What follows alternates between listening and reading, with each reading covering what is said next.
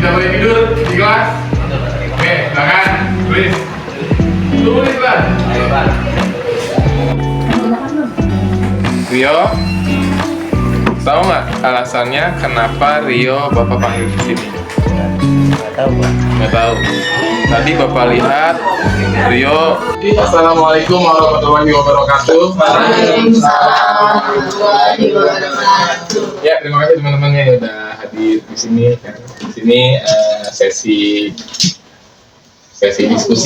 diskusi kita.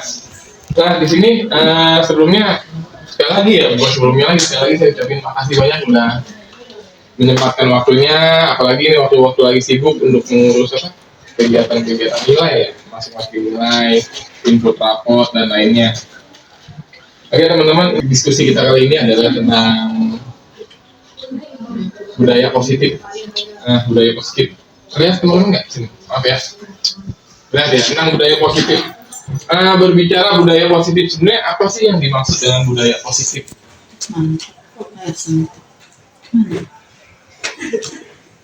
Pertanyaannya apa yang dimaksud dengan budaya positif? Mungkin kita sering melakukan hal-hal yang tanpa kita sadari itu adalah budaya yang positif. Pernah saya dengar kemarin yang seperti Bu Un bilang waktu kelas foto, ya kan, gimana caranya kita membangun anak-anak, terus Bu Un ambil sapu, ternyata anak-anak dan sebagian yang mempraktekkan, yang melihat, yang mengikuti gitu kan. Nah, kita lihat salah satunya budaya positif di sini. Sebelum kita jabarkan ya, ini adalah video yang sering kita lakukan sebenarnya.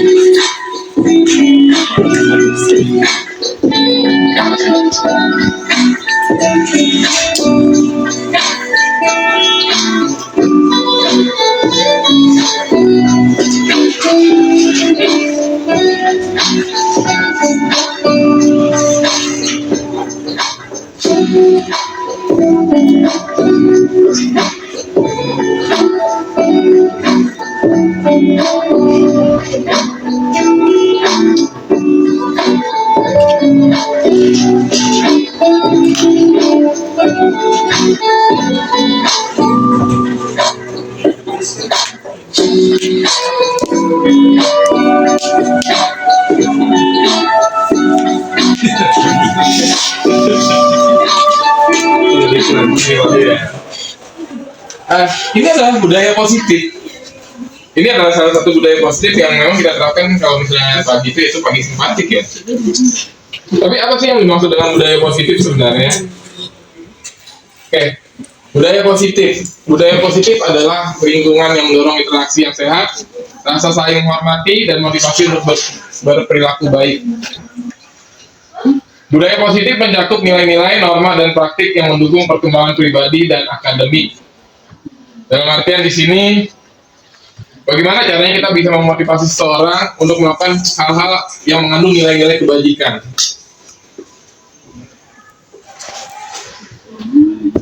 Mengapa budaya positif penting? Budaya positif penting. Di sini khususnya kita buat di sekolah ya. Menciptakan lingkungan belajar yang mendukung, memotivasi siswa untuk mencapai potensi terbaik mereka. Yang artinya, ketika kita memiliki budaya positif, anak-anak akan mencontoh, kita akan menjadi teladan buat anak-anak gitu kan. Sehingga di situ akan memotivasi anak-anak untuk mengikutinya. Selanjutnya setelah budaya positif adalah disiplin positif. Apa yang dimaksud dengan disiplin positif? Disiplin positif itu adalah pendekatan untuk mengajar dan membimbing siswa. Fokus pada pengembangan hubungan yang positif, mengajarkan keterampilan sosial dan emosional. Yang artinya bagaimana cara hubungan mereka. Apalagi yang kita tahu bahwasanya yang namanya kecerdasan itu kan ada 3. IQ, EQ, dan SQ. IQ adalah IQ ya. IQ adalah intelligent question, EQ adalah emotional question, dan SQ adalah spiritual question. Di mana emosi mereka, di mana spiritual mereka, di mana intelligent mereka, gitu kan. Sehingga kita ingin mengembangkan itu semuanya dengan cara apa? Dengan cara disiplin yang positif. Selanjutnya yang kita tahu adalah tentang motivasi perilaku manusia. bagaimana caranya kita sebagai manusia kita punya motivasi untuk mengembangkan diri kita. Nah di sini menurut Dian Gossen dalam bukunya Restructuring School Discipline menyatakan ada 3 motivasi perilaku manusia. Yang pertama, untuk menghindari ketidaknyamanan atau hukuman. Karena gini, manusia itu termotivasi, kayak kita tahu anak-anak ketika mereka datang terlambat, mereka tahu, yang mereka pikirkan adalah satu, saya kena sanksi enggak, saya kena hukuman enggak, saya kena teguran enggak, kan gitu. Itu motivasi pertama untuk menghindari hukuman. Terus yang kedua, untuk mendapatkan imbalan atau penghargaan dari orang lain. Biasanya gini, kayak kita sering tahu, kamu karena kamu juara 1, nah ini saya belikan hadiah, atau biasa kita sebut dengan kata reward.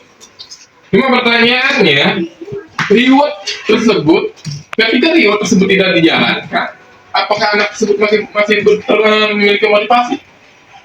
Apakah motivasi tersebut selalu continue buat mereka berkembang lebih baik lagi? Terkadang tidak, terkadang pikirannya nggak dapat apa-apa, ini udah males, toh kayak gitu-gitu aja, nggak ada hadiahnya, gitu ya.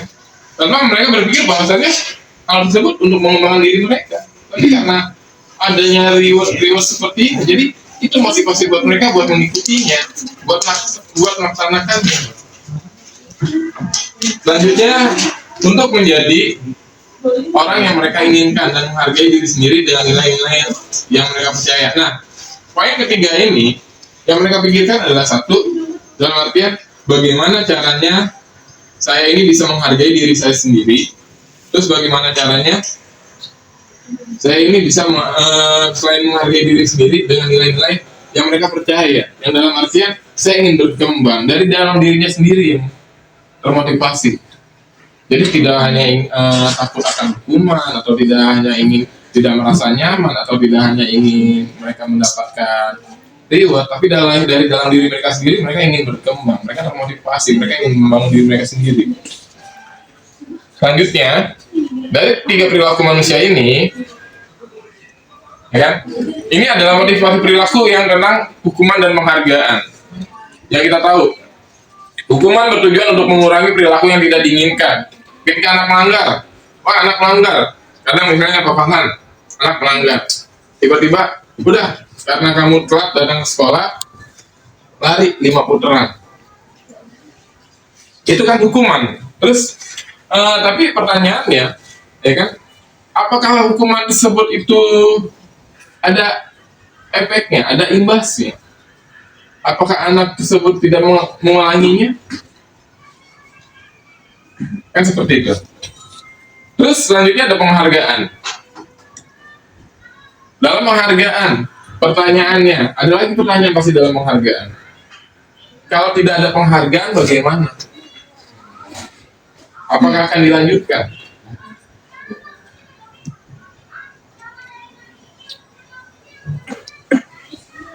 Kan gitu ya. Terus selanjutnya adalah 5 kebutuhan dasar manusia. Yang pertama, yang kita ketahui, kebutuhan manusia yang pertama, manusia ingin bertahan hidup. Kebutuhan akan bertahan hidup, atau biasa disebut dengan survival. Bagaimana caranya mereka bisa bertahan hidup. Terus selanjutnya adalah rasa kasih sayang, kebutuhan manusia. Biasanya manusia itu kan butuh kasih sayang. Butuh kasih sayang. Ya, kita kebutuhan akan kasih sayang gimana nih?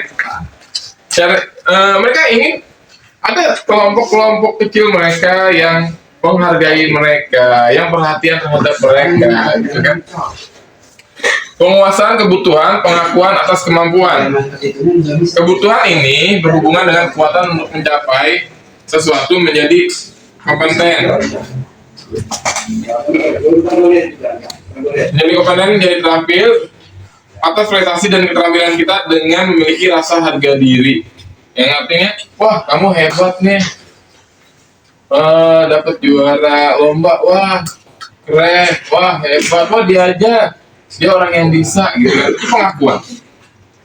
Terus selanjutnya adalah kebebasan, kebutuhan akan pilihan. Kebutuhan akan kemandirian, otonomi, memiliki pilihan dan mampu mengendalikan arah hidup seseorang. Terus anak-anak dengan kebutuhan kebebasan yang tinggi menginginkan pilihan. Selanjutnya adalah kesenangan, kebutuhan untuk merasa senang. Coba teman-teman kira-kira misalnya gini, Bu Ana anaknya Deva misalnya gitu, Deva, Mama kok kayaknya sibuk terus sih, kapan kita jalan-jalan ya? Sekarang pertanyaannya, yang dibutuhkan oleh Deva apa? Perhatian. Waktu luang bersama orang tua. Berarti larinya ke kebutuhan apa?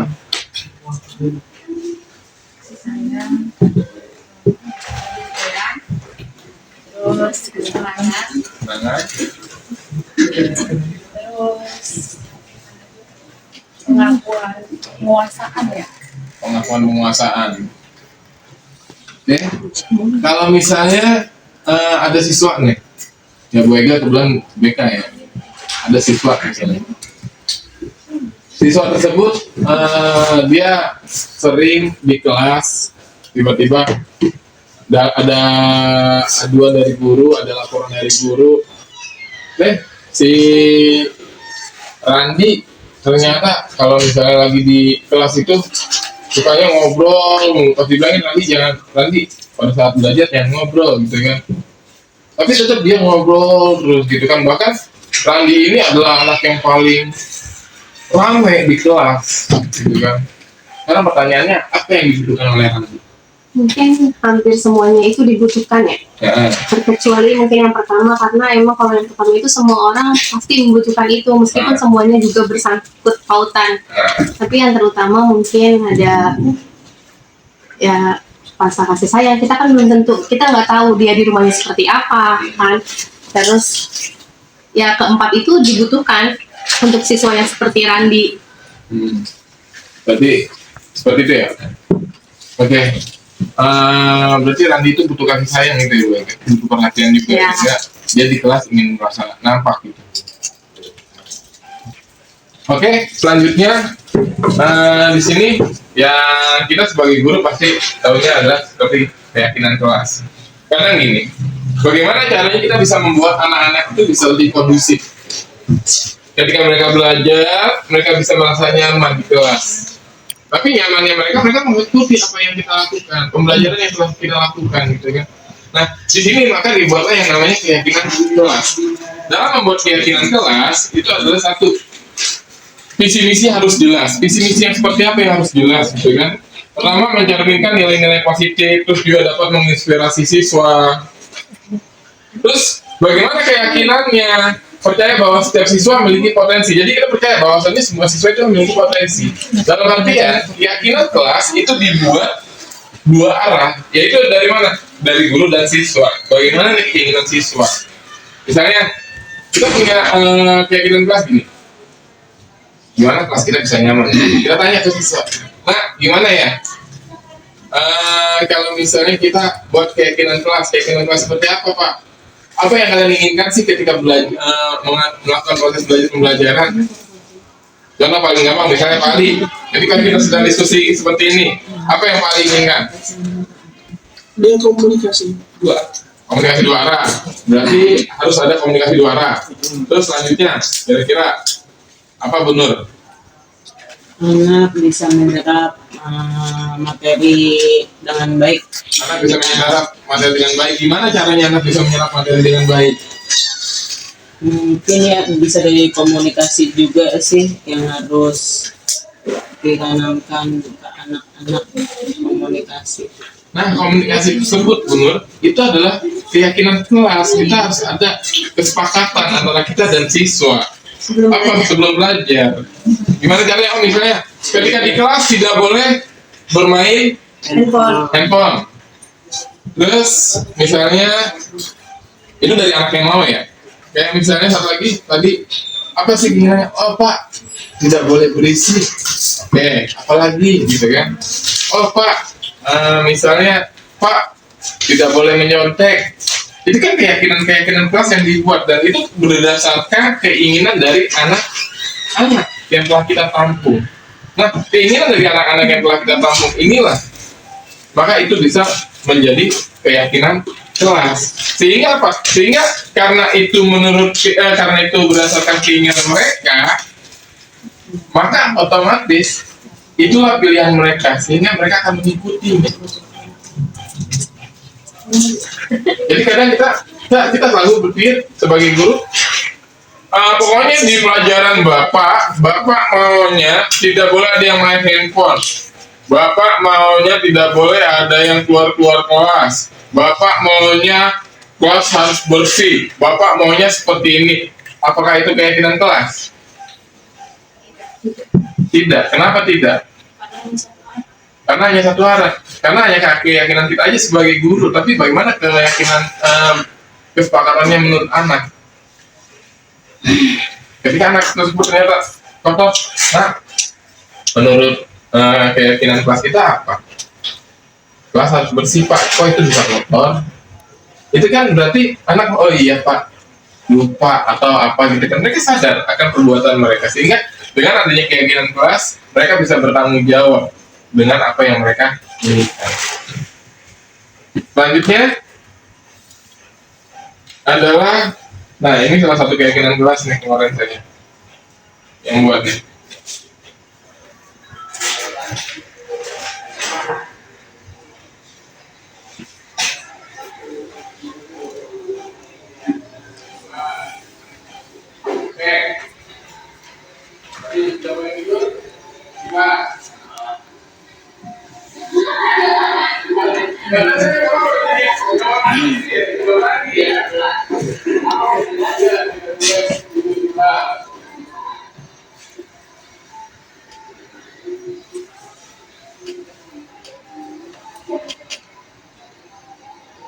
Oke, terima kasih. Lalu, ada lagi? Iya.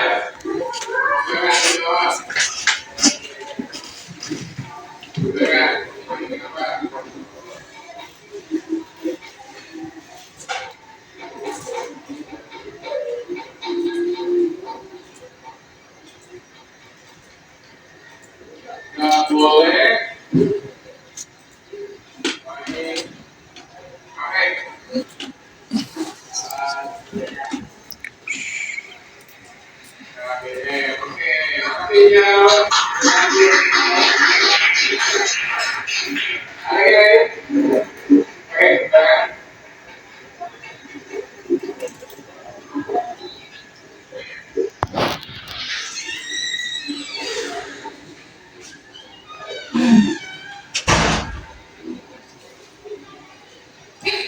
Berhenti dan disiplin, oke. Silakan lagi. Ya.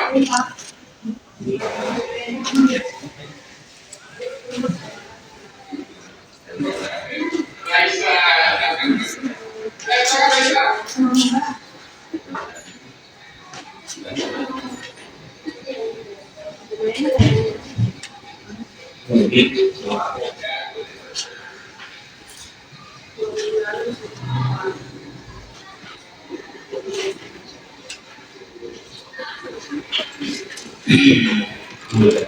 Kita boleh kata oke, siap. Makasih Raisa. Lagi.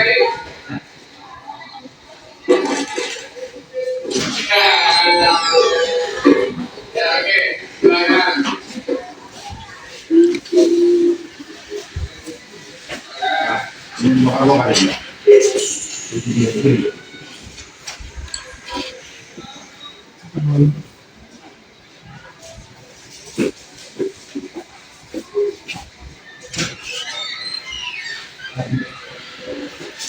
Tidak boleh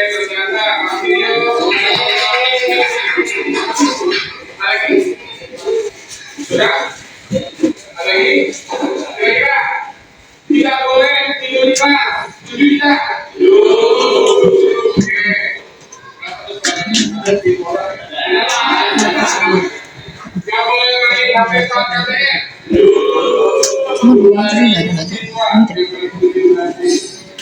Bertindak disiplin. Oke, tidak boleh berkata kasar. Tidak boleh berkata kasar.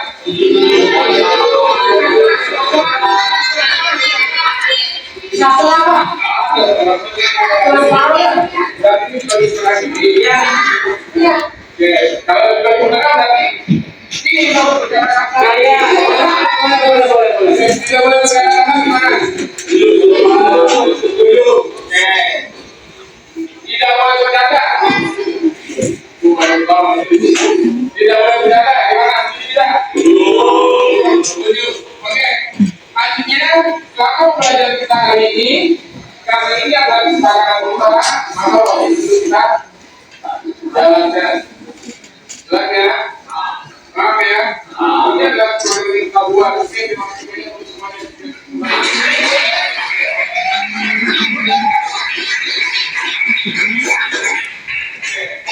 Terima kasih untuk semuanya. Ya, sekarang saatnya kita mulai pembelajaran hari ini. Oke, makasih Bapak Ibu. Video berikut adalah video tentang keyakinan kelas yang kita buat. Sehingga apa? Sehingga dengan adanya keyakinan kelas, maka di situ timbul kesepakatan, di mana kesepakatan tersebut yang akan membuat interaksi atau komunikasi yang tadi kita inginkan antara kita dan siswa itu bisa satu arah, gitu kan? Oke, selanjutnya adalah tentang posisi kontrol. Posisi kontrol restitusi. Apa itu restitusi? Restitusi adalah mengembalikan atau memperbaiki situasi yang rusak akibat perilaku negatif. Mengajar siswa untuk bertanggung jawab dan mengambil langkah-langkah untuk memperbaiki kesalahan mereka. Dalam artian gini, yang kita tahu, misalnya contoh, paparan siswanya Andi dan Joni, dia berantem di kelas. Nah, ya kan, ketika dia lagi berantem di kelas, ternyata mereka nggak sengaja, mereka lempar penghapus kena temannya. Pertanyaan saya, apa yang paparan lakukan? Yang saya lakukan adalah satu, saya akan panggil dulu, kita pisahkan dulu, dipisahkan satu-satu, karena kalau istilahnya itu kita harus seimbang untuk mencari ininya apa, siapa yang duluan, kita nyari apa namanya, dananya dulu, siapa yang salah, siapa yang benar, terus kita adukan dulu, supaya khawatir apa namanya, kita melihat nih bagaimana caranya untuk supaya yang satu ini siapa yang salah, agar nanti yang muncul yang mengakui kesalahan itu adalah dari salah satu siswa tersebut, sehingga nanti ketika dia menyadari kesalahannya tersebut, dia tahu dampaknya seperti apa, dia bisa untuk bagaimana caranya dari kita untuk memfasilitasi sehingga si anak tersebut sadar dan mau apa namanya memperbaiki kesalahannya, seperti itu sih. Anak tersebut sadar dan mau memperbaiki kesalahannya. Karena kan balik lagi bahwa solusi yang dihadirkan dalam restitusi itu adalah dari anak untuk anak. Kita hanya memfasilitasi saja seperti itu. Kita memfasilitasi saja. Oke. Restitusi. Posisi kontrol restitusi. Jadi ada 5 posisi kontrol restitusi. Yang pertama adalah sebagai penghukum. Yang kedua adalah pembuat merasa bersalah. Ketiga adalah teman. Keempat adalah pemantau. Kelima adalah manajer. Posisi penghukum. Contoh, kamu tidak mengerjakan tugas hari ini. Iya Bu. Oke, kalau kamu tidak mengerjakan tugas, silakan kamu salin tugasnya. Itu penghukum bukan? Penghukum. Oke. Pembuat merasa bersalah. Pembuat merasa bersalah seperti apa contohnya? Misalnya pembuat merasa bersalah. Kamu kalau misalnya datang kelas terus, nanti kasihan temannya dong. Nah, kalau lagi belajar, ternyata mereka terganggu karena kamu baru datang. Itu pembuat merasa bersalah. Teman. Banyak yang kita sebagai rekan-rekan guru ya, yang memposisikan, banyak rata-rata memposisikan itu sebagai antara sebagai teman dan atau sebagai penghukum. Itu rata-rata kita kebanyakan seperti itu, apalagi seperti di sekolah kita sendiri lah, banyak seperti itu. Sebagai teman, kalau kayak gitu nanti ibu ditegur loh sama lokasi kurikulum, kalau kamunya seperti ini belajarnya kan seperti itu. Nah, itu adalah posisi sebagai teman. Terus pemantau, sebagai pemantau itu seperti apa sih? Ada yang bisa jelasin nggak? Kira-kira ada yang tahu nggak? Kita kalau pemantau sebagai hanya menilai aja, melihat kita begini. Kita cuma hanya sebagai memantau bahwa apa yang dilakukan tersebut misalnya kesalahan atau apa, kita cuma lihat aja. Terus kita ini bisa jadi nanti boleh nanti di laporan ke manajer atau cuma sendiri sudah diam saja. Dan dia hanya melihat kalau bisa memberi masukan kepada dari hasil pemantauan. Melihat juga masukan. Saya kira begitu. Oke, terima kasih Pak Farhan. Oke, kalau manajer Berarti yang kita tahu, kita bisa nggak sebagai posisi manajer kita? Kira-kira harusnya bisa. harusnya Bisa.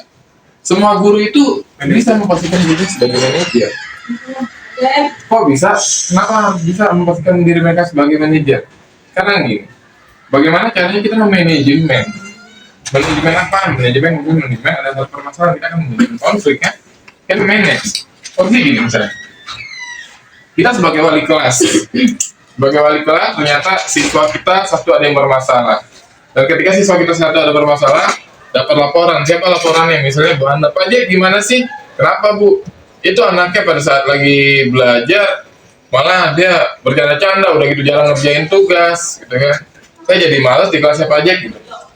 Nah, di satu sisi pasti saya akan panggil anak tersebut, saya ajak bicara. Itu adalah sebagai seorang manajer. Oke, selanjutnya segitiga restitusi. Nah, yang tadi kita pelajari tentang restitusi, di sini ada segitiga restitusi, ada 3 langkah. Ini adalah langkah-langkah restitusi.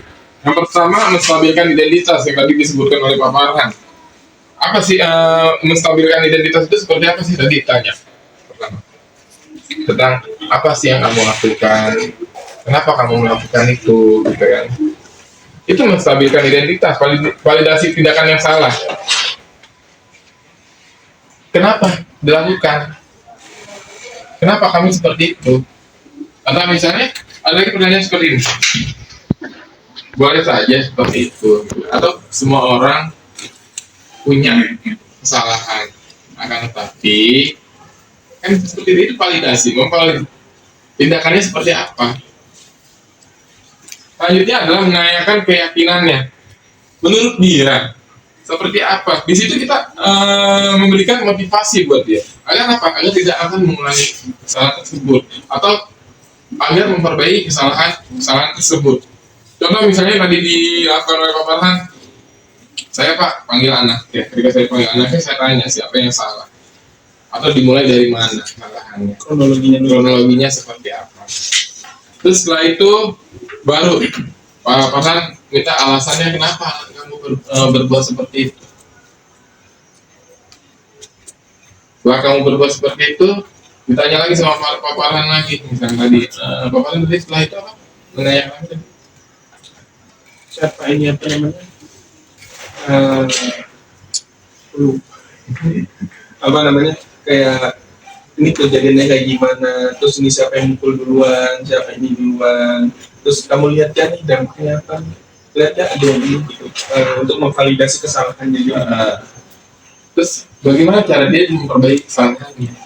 Nah, disinilah cara dia memperbaiki kesalahannya itu ketika dia melakukan kesalahan diperbaiki sama dia, dan kesalahan tersebut tidak akan terulang lagi menurut dia, gitu kan? Iya. Selanjutnya, ini sekian dari saya. Terus menurut Bapak Ibu, dari penjabaran yang saya berikan, kira-kira ada yang harus dipertanyakan nggak? Atau ada yang kurang jelas nggak? Mungkin tambahin sedikit ya, menurut saya. Bismillahirrahmanirrahim. Kalau dari segi ini apa yang disampaikan oleh bahwa sebetulnya berbeda memang antara budaya positif dan disiplin positif. Untuk membentuk disiplin positif maka harus dibudayakan terlebih dahulu, sehingga budaya positif itu bukan hanya dari siswanya tapi dari semua stakeholder yang ada di sekolah.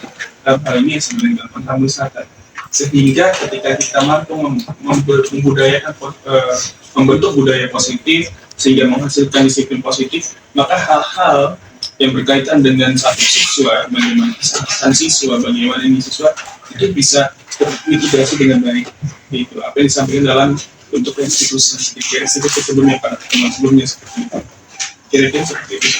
Dan apa yang disampaikan Pak itu sudah.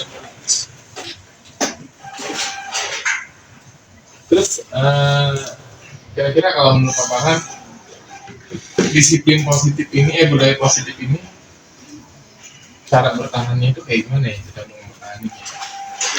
Kita dari katanya dia kalau budaya berarti sesuatu yang sudah makan. Jadi untuk membangun budaya tersebut kita perlu fondasi yang kuat. Artinya begini, balik lagi bahwa kita telah berbangun sebelumnya dari visi misi. Jadi dasarnya dari visi misi kita dulu seperti apa di sekolah. Ketika visi dan misi sudah dipahami oleh setiap stakeholder yang ada di sekolah, maka itu akan harus jadi pedoman. Nah, pedoman dan dibentuk dalam bentuk AKP, dalam bentuk SOP dan sebagainya, sehingga nanti seperti ini, dan kita sebagai guru sebaiknya itu bisa menjadi contoh yang baik.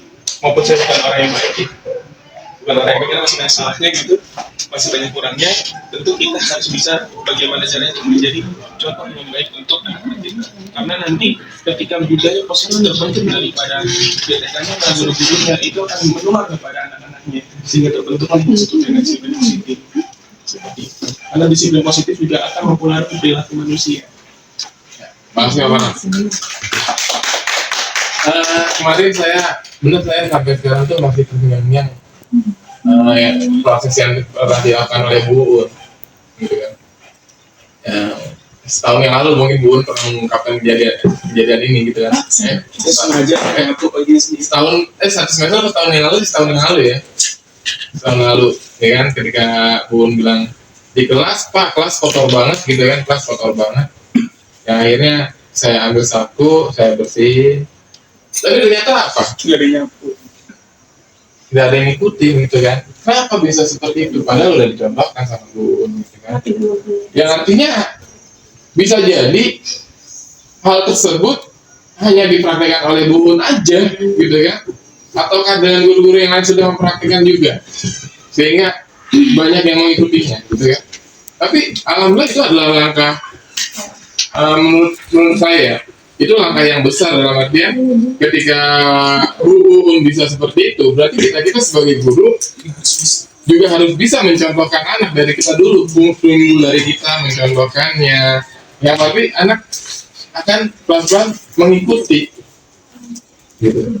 Itu salah satunya. Jadi budaya positif itu ya memang dimulai dari diri sendiri.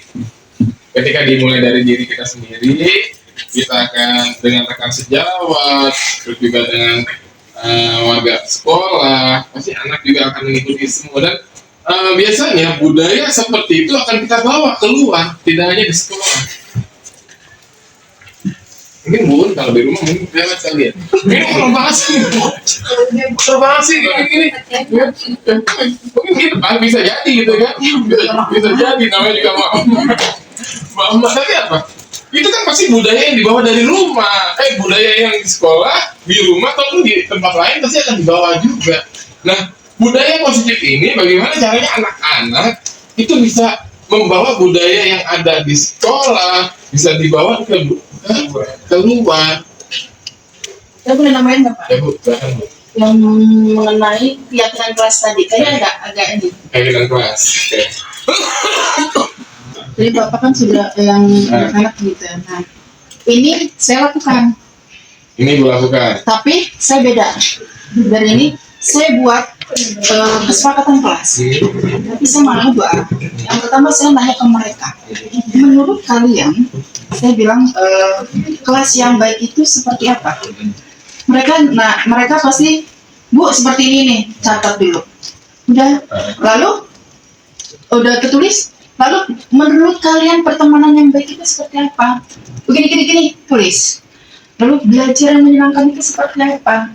Lalu hal apa yang harus dihindari saat pembelajaran? Yang terakhir, siapa yang harus bertanggung jawab? Apabila ada kesalahan. Enggak, kan misalnya kelas yang bersih, kelas yang menyenangkan itu seperti apa? Oh ada AC-nya, oh ada ini, tulis. Misalnya mereka ada AC-nya, bersih, tulis. Rapi, tulis semua yang mereka ungkapkan gitu, tulis. Lalu pertemanan yang baik bagaimana? Saya tanya ke mereka. Yang nggak geng-gengan Bu, yang begini-gini, saya suruh tulis. Lalu yang apa yang harus misalnya pembelajaran menyenangkan seperti apa? Game Bu, atau apalah gitu mereka. Saya tampung semuanya. Terus pembelajaran yang harus dihindari saat pembelajaran, HP ini. Nah, saya kembalikan lagi. Kalau misal yang dari hal yang perlu dihindari ya, hal yang perlu dihindari main game. Nah, kalau itu terjadi, bagaimana nih mereka? Akhirnya, oh Bu, misalnya ada yang fisik nih, lari aja Bu, atau gamenya diiniin. Atau misalnya makan bagaimana? Kalau sudah, saya tanya lagi, siapa yang harus bertanggung jawab untuk ini? Pada akhirnya mereka semua, oh iya kita sekelas. Oke, sekarang ini semuanya kalian kesepakatan, kalian buat, lalu kalian tempelkan. Nah jadi mulai setiap saya masuk kelas, yang pertama kali saya lihat kelasnya dulu sudah rapi. Kalau nggak rapi saya nggak mau masuk kelas. Seperti sampai mungkin ada sedikit lah disiplin seperti itu. Ya saya lakukan. Alhamdulillah berarti sudah dilakukan sama Bun ya. Dalam artian yang tahun lalu Bun bilang saya ambil sapu Pak, saya bersihin gitu, saya bersihin sama Pak. Mungkin waktu tahun itu belum ada penerapan kali Ibu atau udah? Itu ini saya ada di semester kedua. Oh ini Ibu ada di semester kedua. Semester 2 kan udah ini kayak gimana kita kan setiap kita harus lihat. Ini anak kayak nggak bisa begini nih. Terus bagaimana? Akhirnya saya tanya. Membuat yakinan kelas dan cara bertanya. Nah, kita buat kesepakatan kelas ya, bukan kontrak dan kesepakatan kelas begini. Jadi saya nggak mau nih. Kalau saya masuk kelas, pertama kali saya lihat harus ini kelasnya bersih. Dan ketika misalnya nih tentang kerapian juga gini. Ketika anak melakukan kerapiannya dia dicukur atau dia masuk, jangan bilang tumben nih kamu gitu, tapi bagus ya besok gini lagi ya, saya suka nih kayak begini. Tanpa kita kasih reward, dia oh iya Bu, ini. Walaupun anaknya misalnya berkele apa bagaimana, tapi kalau kita puji dia dengan memang puji benar-benar bagus, insya Allah deh. Saya kayak Abizar, saya selalu bilang walaupun anaknya seperti itu. Kamu udah bagus nih, cakep kayak begini, tapi bagus, udah bisa begini terus ya. Atau pokoknya kelihatannya rapi, kamu beda ya hari ini ya, saya selalu gitu. Oh iya Bu ini, ya besok ini ya. Yang simpel aja, tapi mengenai mereka tanpa menjatuhkan mereka. Itu aja sih yang bisa saya lakukan. Alhamdulillah Bu. Mungkin sebetulnya kegiatan-kegiatan ini bagus, ada pembahasan dan baik di mana saya berharap bahwa nanti guru-guru ini dalam yang kecil ini ada namanya semacam seperti ini lah, bukan dari praktik sebagai penggunaan terbaik ini tapi semuanya gitu, sehingga nanti berbagi pengalaman gitu. Tapi tidak saling menjatuhkan ya Pak ya. Saya nggak mau kalau saling menjatuhkan. Saya pernah dari pengalaman jadi satu sekolah dalam satu waktu itu ya itu difasilitasi sama dari tim guru-guru sama siswanya itu dalam waktu kurang lebih 15 menit dalam bentuk kelompok kecil gitu. Itu di depan ini kadang-kadang ada kepala sekolah juga itu menyampaikan oh si anak ini dulu seperti ini nih, ada anaknya seperti ini nih, oh terus bagaimana cara penyelesaian sebagainya seperti itu. Kenapa seperti itu? Karena balik lagi bahwa apa disampaikan apa aja berkaitan dengan budaya kelas, balik lagi namanya budaya itu mengatakan sesuatu yang nantinya kita bawa, sesuatu yang akan menjadi kebiasaan. Kalau kita dalam hal ini kita sudah sebetulnya punya komunitas belajar, punya ini, itu bisa kita manfaatkan supaya apa? Supaya budaya yang kita inginkan, dari visi yang awal yang kita inginkan, akan membentuk budaya yang sehingga nanti akan membentuk disiplin positif seperti itu kira-kira. Sehingga nanti apa yang kita impikan berdasarkan dari visi yang telah disampaikan sebelumnya, membentuk budaya yang baik dengan disiplin yang baik, sehingga ternyata sekolah ini walaupun statusnya masih sewa, walaupun statusnya masih ini, itu ternyata SMA 8. Berarti itu timbul harus menjadi kebiasaan paparan nggak? Terus sekarang jadi kebiasaan gitu kan? Ya, jadi sebetulnya memang dalam membentuk budaya yang positif ya harus dibalik lagi. Kita dasarnya visi misi sekolah kita apa, makanya dari awal itu kita sebagai guru tidak harus tahu sebenarnya minimal visinya. Visi sekolah kita ini seperti apa, seperti itu. Jangan sampai ketika kita visi kan balik lagi tujuan. Ya, dan ada perubahan sebelumnya bahwa dalam membentuk tujuan itu kita udah tahu nih, kalau kita udah punya tujuan ini, misinya seperti ini, maka gimana caranya untuk membentuk misi itu supaya nantinya jadi budaya positif, diwujudkan dalam bentuk budaya positif sehingga membentuk disiplin positif seperti itu. Terus tadi Bu Un, itu progresnya gimana dengan adanya keyakinan kelas? Mau masuknya nggak terlalu ini karena saya nggak karena saya melihat di sini tuh rumit. Jadi prosesnya sangat nggak 100% terbentuk, tidak. Ya, karena kalau cuma saya yang membuat kesepakatan kelas seperti ini ada juga nggak akan ini, karena itu hanya diri saya aja. Tapi selama saya ini ya kelas bersih. Saya tekankan, saya nggak akan masuk kelas kalau kelasnya kotor.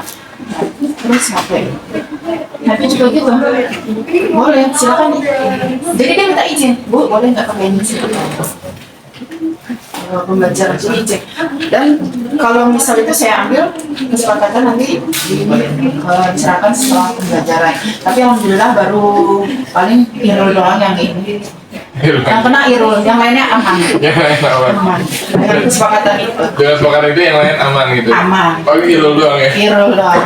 Irul memang spesial. Itu adalah idolanya Bu Un di kelas. Irul dan ya paling pendekatan sih gondrong. Jangan langsung tanya.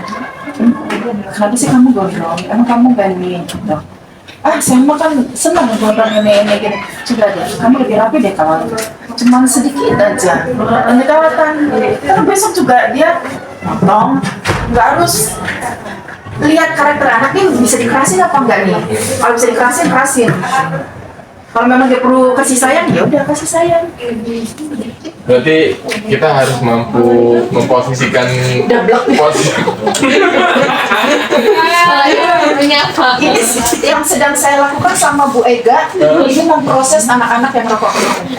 Anak-anak yang merokok kemarin. Kita lagi proses. Dan dari kemarin kita udah ini ya. Alhamdulillah ada peningkatan. Ada peningkatan. Si Irul itu. Ya, Ibu besok walasnya aja. Oh tidak. Saya lebih baik tidak menjadi walas. Saya di sini lebih baik tidak menjadi. Berarti dampaknya luar biasa ya Bu, dalam artian kalau misalnya cuma tinggal beberapa anak aja, itu kan perubahan yang sangat signifikan ya. Kalau misalnya ada keyakinan kelas seperti Iya, itu. nggak harus kita jadi guru galak. Yang pertama dengarkan mereka, tegas. Ada itu aja tuh. Kita yang sendiri yang harus dikasih batasan. Saat saya kita mengajar, saya guru loh. Tapi di luar mengajar kita baru jadi teman. Tapi teman ini teman yang bukan teman sesama. Saya bukan teman kamu juga bukan teman saya. Gitu. Tapi kita bisa jadi teman. Jadi anak tuh juga respect ke kita, dan respect ke dia. Teman dalam arti menghormati sama lain. Dan jujur ya di sini tuh Agak sulit. rumit. Saya kalau bergerak sendiri saya nggak bisa. Artinya kebiasaan itu kan sebenarnya budaya positif yang dibuat oleh Bu Un gitu kan. Artinya tidak hanya Bu Un aja yang harus melakukan seperti itu kan, tapi ketika semua orang melakukannya, semua guru melakukannya seperti itu, mungkin tujuannya keinginan Bu Un itu kelas yang model sekolah yang kayak gimana, siswa yang seperti apa bisa terwujud tuh Bu. Bisa terwujud. Anak-anak main minta game. Saya bikin game cuma sederhana. Botol saya putar. Sampai kena. Oke, kamu jawab pertanyaan. Udah, jawabnya random. Jawabnya apa? Misalnya kesukaan kamu apa? Terus pertanyaan kedua pelajaran. Jadi selang-seling. Oh iya gini-gini. Setelah itu kita tanya lagi, gimana belajar gini? Seru Bu. Anak-anak minta lagi, tapi karena waktunya nggak cukup, jadi semester ini saya nggak mengadakan apa. Jadi kita nih yang harus, ini apa lagi ya, bikin anak senang nih, gitu. Ada komunitas. Sebenarnya Bu Unnya udah jadi kayak Guru penggerak, guru penggerak. Iya benar. Wah, saya mau jadi di tempat. Wah, Ya, tapi ya memang apa sih ini tadi memang semua itu harus butuh kerjasama dari banyak guru, banyak pihak. Gitu kan. Kita harus berkolaborasi. Gimana caranya kita bisa mewujudkan satu visi, keinginan kita tuh sebenarnya seperti apa sih? Mimpi kita apa sih? Mimpi kita seperti apa? Gitu. mimpi kita untuk sekolah ini apa sih? Satu kata. Mungkin gini ya Pak Jek, mungkin kita dari Bu Un, mungkin ada dari guru yang lain yang memberikan pengalaman yang lebih Pak Jek ya. Tapi jangan beranggap Bu Un sok-sokan. Justru masih bukan sosokan. Justru itu sangat bagus itu beneran. Karena jarang yang kita lihat guru-guru rekan-rekan kita gitu kan yang menggunakan metode seperti itu gitu. Tadi yang telah kita bahas tentang posisi kontrol kita sebagai guru, rata-rata posisi kontrol kita sebagai guru Rata-rata dia menghukum. kita hanya ada di posisi menghukum aja. Nah, yang Gitu pemukul. kan. Ada kasus. Oke, kasus. Bayu kelasnya Bu Ana. Gimana Bu? Lagi belajar, ngomong, dengerin sama saya. Sini. Kan ngomong sepakatan ini nih, lari, dia lari. Bu, nggak kuat Bu, lari. Ya udah, berapa kamu sini? Terus saya suruh tulis istighfar di buku. Berapa Bu? 20 tulis, tapi saya lagi ngerjain tulis itu. Ditulis. Nah, ketika kita menghukum itu, tulis istighfar, kita harus kasih catatan tentang misalnya lisan. Kamu begini-begini, kamu sudah. Pokoknya kita menghukum, tapi kita juga kasih apa ya? Di catatan istighfar dia nulis Arab gitu, istighfar sampai 20, tapi saya kasih catatan. Ingat ya, bisa seorang laki-laki, misalnya saya gitu ya, semua itu bermula dari lisan, jaga lisanmu lebih baik lagi, ini pasti kamu bisa kok misalnya. Itu yang saya lakukan.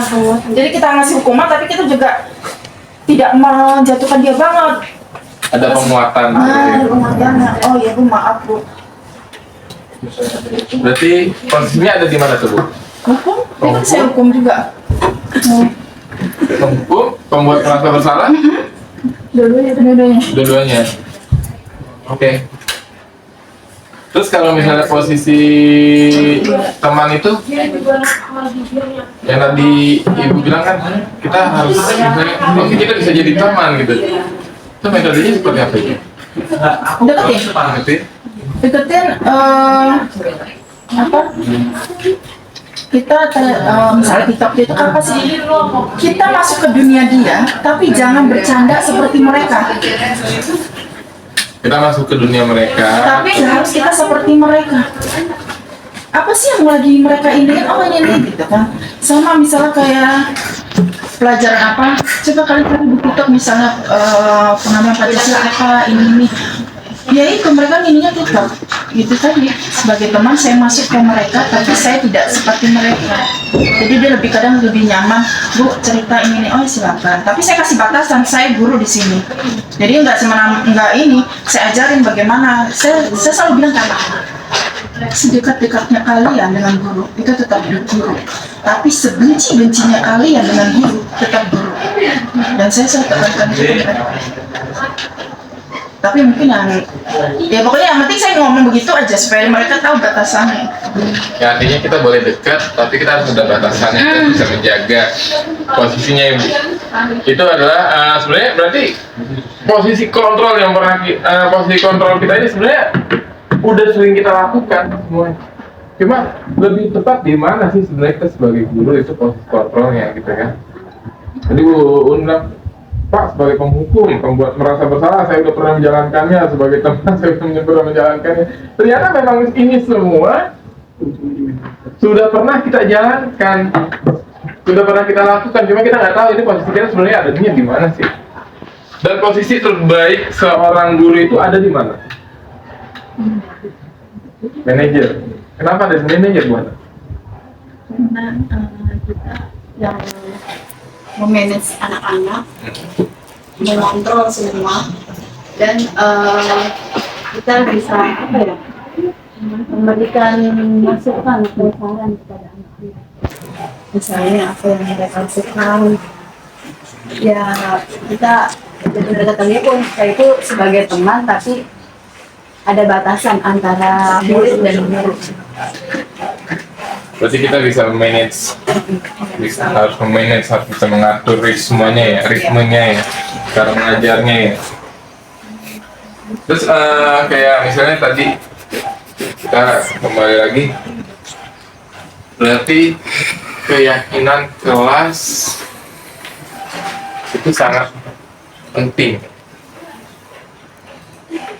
agar visi misi kita bisa terwujud.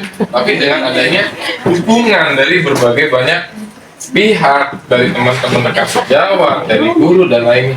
Ada kasus yang seperti Bu Un lagi nggak sih? Kira-kira kayak misalnya saya perhatiin kemarin tuh Bu Gita tuh tiba-tiba anak kelasnya kan kelas 12 yang lulus kemarin bawa delman. Itu ceritanya bisa mereka bawa delman gitu gimana Bu? Oh itu. Iya bawa delman itu. Oh penghormatan buat Wallace. Iya. Mantap. Karena saking sayang itu sama Wallace. Dari sangat saya mau begitu malah saya. Itu gimana Karena ceritanya? apa ya, kalau misalnya dilihat dari apa tadi Restitusi. restitusi itu mungkin karena saya dan mereka itu 3 tahun bersama ya, tapi baru jadi wali kelas mereka tuh di kelas 12. Mungkin mereka udah tahu karakter saya. Saya mengajar kalau misalnya kadang marah berarti mereka membuat kesalahan. Kadang saya lagi mood berarti saya mengajarkan mereka dengan baik. Terus mereka juga dalam posisi yang baik. Berarti mereka sudah mengerti nih. Oh ternyata kalau misalnya kita baik, otomatis yang mengajar kita juga pasti akan baik seperti itu. Waktu itu juga saya pernah marah ke mereka karena mungkin kelas mereka berantakan, kotor. Tapi mereka juga, oh ternyata yang kita alami bersama itu ternyata harus dibentuk nih bentuk apresiasi selama mungkin marah, selama selama BM sampai ternyata baik. Halnya mungkin mereka adalah sakit hati tapi mungkin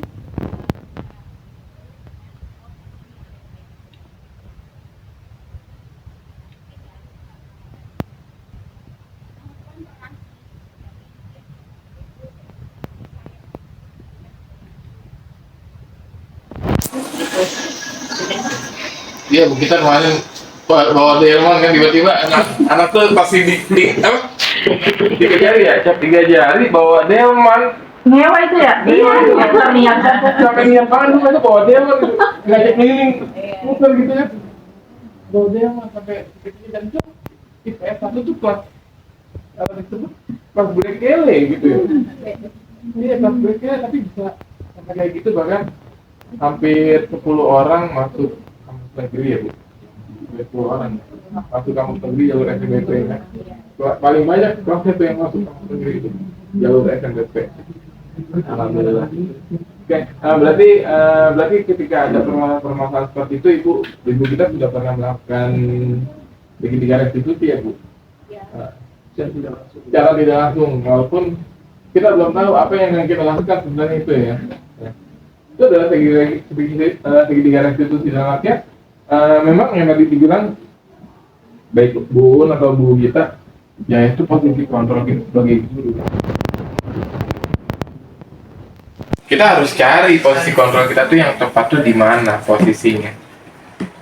Tidak serta-merta kita tuh harus jadi penghukum aja. Kalau kita jadi penghukum aja anak bisa takut, tapi ketika anak takut dampaknya seperti apa, efeknya kayak gimana.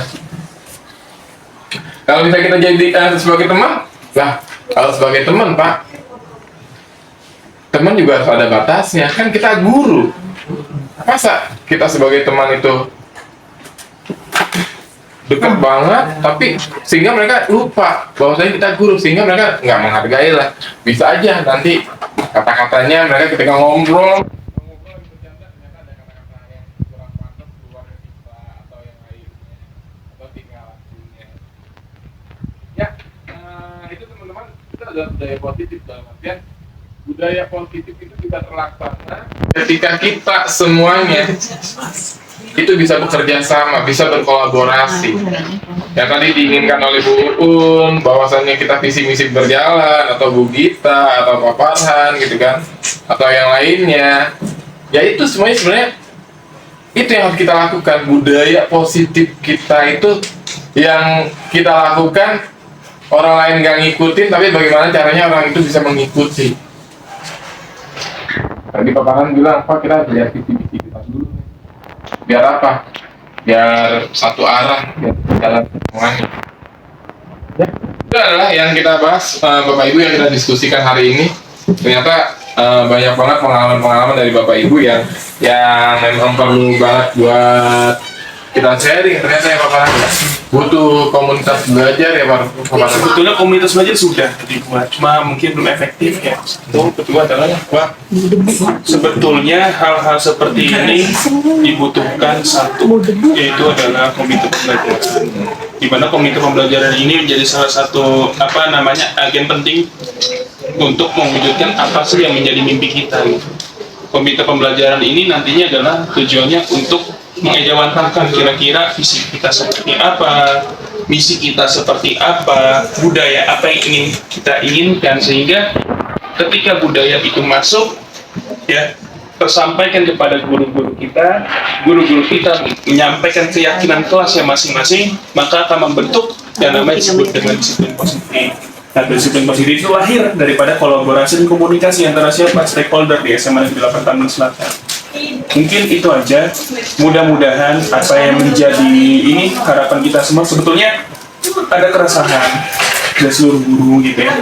Sudah diwakilkan sama Bu Uun. Keresahannya luar biasa sebetulnya.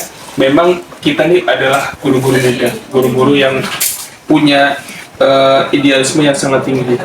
Tetapi idealisme itu harus dibarengi dengan satu, adanya kolaborasi dan komunikasi, adanya saling pengertian juga, sehingga ketika itu semua muncul maka menghasilkan disiplin positif yang menjadi kebaikan untuk sekolah kita sampai di Tangerang Selatan. Kira-kira itu sih. Selamat Pak Farhan. Bener, maknya futsal. Bener juga saya lihat nih, futsal berkembang juga ya Bu ya. Di depan umum itu luar biasa. Berkembang banget, luar biasa gitu kan. Caranya gimana tuh Badi? Nggak ada cuti. Cuti. Apa itu cuti? Iya. Mungkin sih saya awalnya gimana ya Pak ya? Untuk menyesuaikan di antara ya dibilang saya kan perempuan sendiri ya Pak ya, lama. Mungkin kalau yang melihat ya Pak ya beda gitu Pak, karena mungkin rasanya wah kok kayak begitu banget anak-anaknya. Tapi yang saya jalani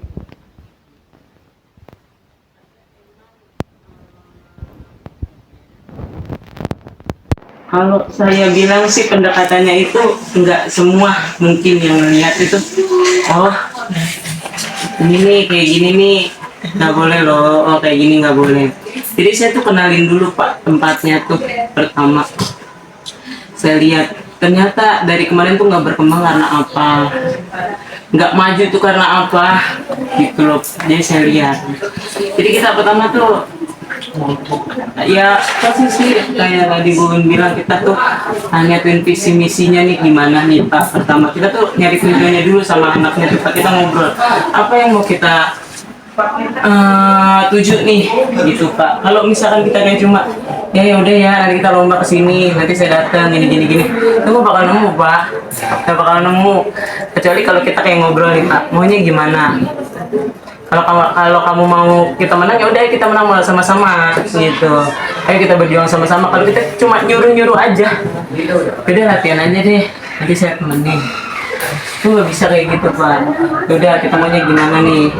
Jadi kalau kayak anak-anak kayak gitu Pak, ada kadang suatu momen nih Pak, nggak semua Pak kita bilangin itu, oh ya udah deh, namanya guru udah nanti juga ngapain juga nanti mereka ikut gitu Pak. Ternyata nggak gitu Pak.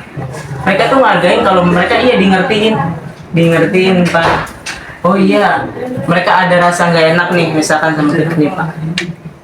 Oh iya, dari rasa mereka dulu aja. Oh nggak enak nih, jangan sampai nih ngecewain.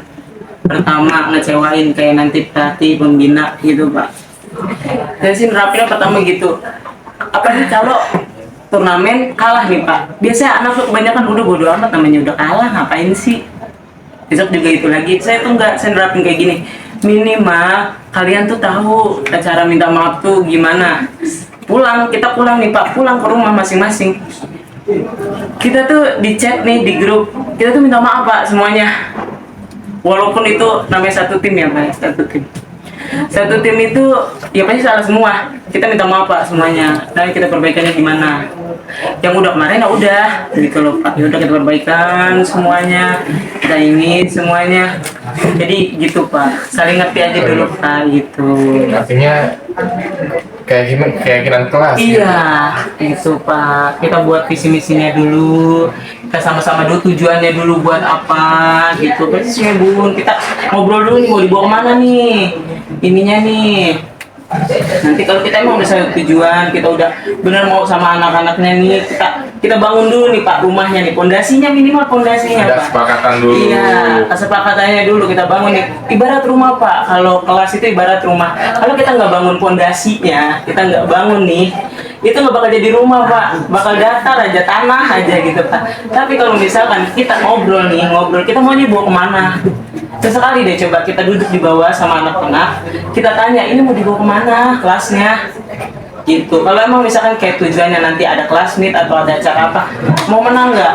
Ayo kita maunya temanya gimana, ayo kita mau gimana, ya udah kita satu tujuan, kita bangun rumah minimal pondasinya dulu deh, jangan jadi rumah dulu gitu. Nanti menang tuh bonus Pak biasanya gitu.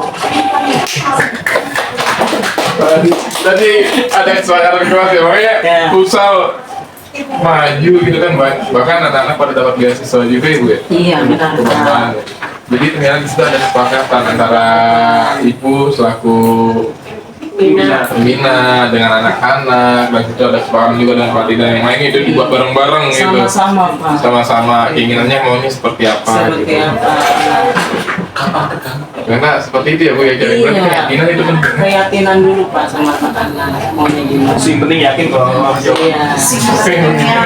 Penting yakin. Ya, jadi keyakinan kelas gitu kan, ternyata itu penting agar apa? Agar anak itu bisa merasa nyaman, bisa merasa aman. Terus juga anak bisa termotivasi. Jadi mereka tidak merasa terbebani ya Bu.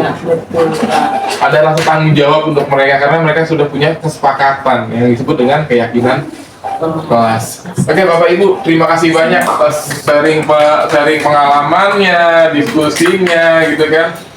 Ternyata selama ini yang kita buat gitu kan, pernah kita lakukan, posisi yang pernah kita lakukan di situ ada semuanya dalam materi-materi yang tadi saya sajikan ya Bapak Ibu. Ternyata yang pernah kita lakukan itu semua sudah pernah kita lakukan. Cuma satu pertanyaannya, apakah ini bisa berlanjut gitu kan? Tadi bilang bisa berlanjut dengan cara apa? Dengan cara adanya kolaborasi dari semua guru, semua elemen masyarakat sekolah. Oke Bapak Ibu, terima kasih banyak atas waktunya, sudah berdiskusi panjang lebar di sini, sharing semuanya. Semoga apa yang kita inginkan semuanya dapat terwujud. Mudah-mudahan kita semuanya bisa berkolaborasi dengan satu visi yang sama.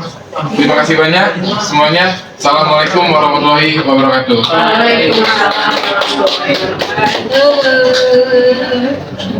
wabarakatuh.